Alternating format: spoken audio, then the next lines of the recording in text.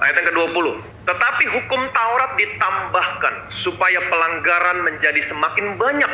Dan di mana dosa bertambah banyak, di sana kasih karunia menjadi berlimpah-limpah. Perhatikan baik-baik. Di mana dosa bertambah banyak, di sanalah kasih karunia semakin berlimpah-limpah.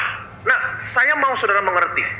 Ayat ini ditulis bukannya untuk berkata sama saudara, yuk bikin dosa, tenang aja, ada kasih karunia. No, bukan. Perhatikan baik-baik. Di mana dosa bertambah banyak, maka di situ kasih karunia berlimpah-limpah. Ayat, sekali lagi saya ulangi, ayat ini ditulis bukannya untuk berkata sama saudara, bikin dosa aja, tenang. Ada kasih karunia, bukan. Kalau saudara berkata demikian, artinya saudara hanya memandang dari sisi sini, dari sisi dosa. Oh, bikin dosa aja, karena kasih karunia akan semakin berlimpah-limpah.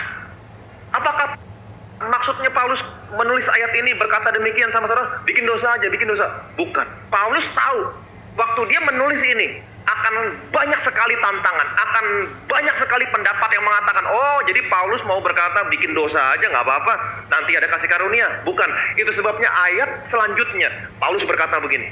Jika demikian, apakah yang hendak kita katakan? Bolehkah kita bertekun dalam dosa supaya semakin bertambah kasih karunia itu? Sekali-sekali tidak. Bukankah kita telah mati bagi dosa? Bagaimanakah kita masih dapat hidup di dalamnya? Oke, perhatikan baik-baik. Ayat yang pertama, Paulus bilang begini. Jika demikian, apa itu? Ayat sebelumnya, di mana dosa bertambah banyak, di situ kasih karunia semakin berlimpah-limpah. Jika demikian, apakah yang hendak kita katakan? Kebanyakan orang berkata, oh kalau gitu bikin dosa aja, tenang, ada kasih karunia. Jika demikian, apa yang saudara mau katakan? Paulus tahu, orang akan berkata demikian, tapi Paulus berkata, bolehkah kita bertekun dalam dosa? Supaya semakin bertambah kasih karunia. Ayat berikutnya mengatakan, sekali-kali tidak. Jadi kalau saudara memandang dari sisi sini, saudara akan berkata, yuk bikin dosa aja kalau begitu, nggak usah khawatir, ada kasih karunia. Tapi Paulus bilang, no, bukan itu maksudnya. Karena Paulus tidak memandang dari sisi sini, tapi Paulus memandang dari sisi kasih karunia. Di mana dosa bertambah banyak, di sana kasih karunia ada kabar baik. Di sana kasih karunia semakin berlimpah-limpah. Jangan lihat dari sisi situ. Kalau saudara lihat dari sisi dosa, saudara akan berkata, yuk kita bikin dosa aja, nggak apa-apa, ada kasih karunia. Tapi Paulus memandang dari sisi kasih karunia. Di mana dosa bertambah banyak, saya tahu, di sana kasih karunia Allah semakin berlimpah-limpah. Apa maksudnya? Contohnya, kalau anakmu semakin gila, dulu pulang malam, tengah malam, pulang malam, sekarang nggak pernah pulang, anakmu semakin gila, pergaulannya semakin buruk. Saudara, apa yang harus saudara lakukan? Apa yang harus saudara lakukan? Saudara masuk kamar, saudara berdoa, Bapak aku bersyukur, di mana dosa bertambah banyak, di sana kasih karunia semakin berlimpah-limpah. Bukannya maksudnya saudara berkata sama anakmu, ayo bikin dosa lagi yang banyak supaya kasih karunia. No. Karena saudara mengerti kebenaran. Anak saya boleh semakin gila, tapi saya tahu akan ada kasih karunia Tuhan yang lebih besar lagi untuk menyelamatkan dan mengubahkan anak saya. Amin. Amin. Akan ada kasih karunia yang lebih besar lagi untuk menyelamatkan dan mengubah anak saya. Kalau suamimu semakin gila, Tuhan, aku tahu dia boleh semakin gila, tapi ada kasih karuniamu yang lebih besar lagi untuk menyelamatkan dan mengubahkan suamiku.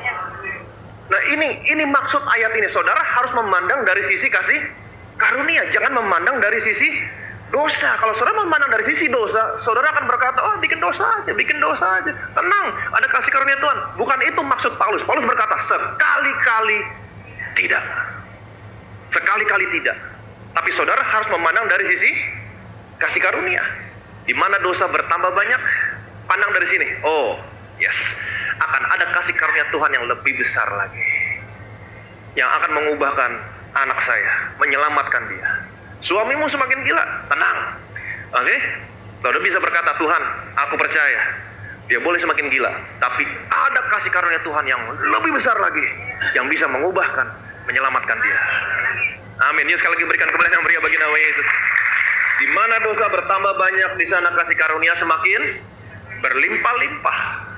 Ada kabar baik di sana. Demikian juga kalau ada area kehidupanmu yang lemah, seluruh area kehidupanmu, kalau di situ ada sesuatu yang lemah dalam area kehidupanmu, di sana juga kasih karunia Tuhan akan semakin berlimpah-limpah. Paulus berkata kepada jemaat di Korintus, justru dalam kelemahankulah kuasamu bekerja sempurna.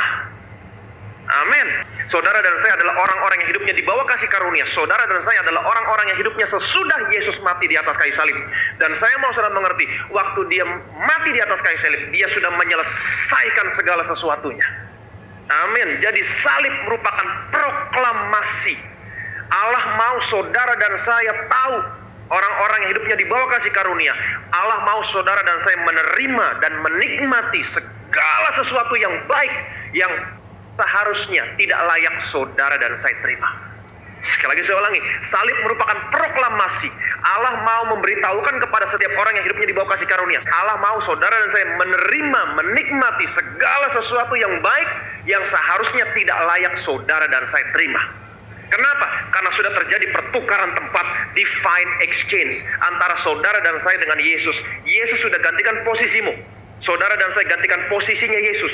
Waktu Yesus gantikan posisimu, dia menerima semua yang buruk. Semua yang buruk yang seharusnya menjadi bagianmu.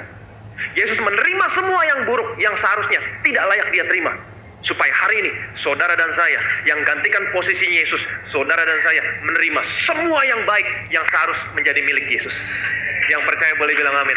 Saudara dan saya menerima semua yang baik yang seharusnya tidak layak saudara dan saya terima. Ini yang terjadi sama Abraham. Ini yang terjadi sama saudara sama saya. Di atas kayu salib dia sudah bayar segala sesuatunya.